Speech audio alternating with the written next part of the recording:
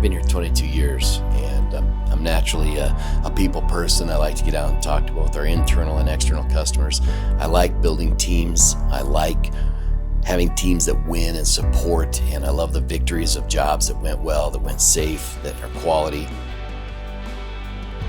Well, I'm responsible for looking into our system and managing the over 780 work orders, the 5,000 labor operations, the 3,000 plus material requirements into our schedule, making sure that that they're scheduling correctly, that they're scheduling on time, and if they're not on time, working with the individual departments, whether it's purchasing, production, coordination, to reroute or reassign due dates.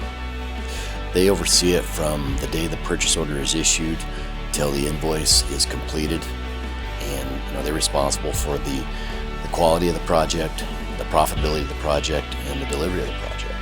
We soon noticed that we needed somebody to manage the coordinating team, to manage the acts and behaviors inside of our visual manufacturing software. I'm Billy Conzelman, and I'm the Customer Service Director at L&H Industrial.